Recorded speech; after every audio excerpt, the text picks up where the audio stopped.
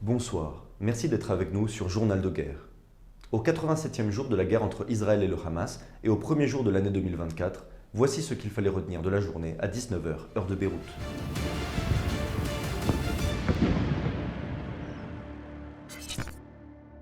Nous commençons par un point à la frontière libano-israélienne. En ce premier jour de la nouvelle année, Israël a bombardé les périphéries de Bint Jbeil, de Maroun Ras ainsi que de Wadi Hamoul. Israël a également ciblé les abords d'un hôpital gouvernemental, celui de Maïseh Jabal, où un obus est tombé sur le parking de l'hôpital. Les éclats ont atteint le service d'urgence. Le personnel, en service, est sauf. Bilan humain depuis le début de la guerre à 19 h, heure de Beyrouth. Le ministère de la Santé de Gaza a annoncé lundi un nouveau bilan de 21 978 morts et de 57 697 personnes blessées dans la bande de Gaza depuis le début de la guerre, le 7 octobre.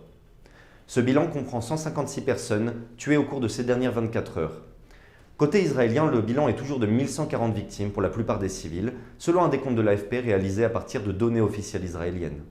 Israël et la bande de Gaza sont rentrés sans pause dans les combats dans l'année 2024. L'armée israélienne poursuivant son pilonnage intensif du territoire palestinien, et le Hamas tirant des roquettes sur Tel Aviv et le sud d'Israël au moment exact du Nouvel An, à minuit.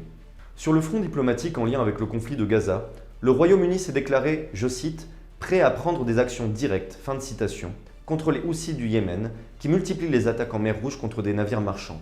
Ces avertissements de Londres interviennent dans un contexte de montée des tensions en mer Rouge. Parallèlement, le navire de guerre iranien Alborz est rentré en mer Rouge par le détroit de Bab el-Mandeb, a rapporté lundi un média local. Merci de nous avoir suivis sur Ici Beyrouth. On se retrouve demain pour un autre résumé de la situation. Vous pouvez suivre toute l'actualité concernant cette guerre sur notre site www.icibeyrouth.com sous la rubrique Guerre Israël-Hamas ainsi que sur tous nos réseaux sociaux.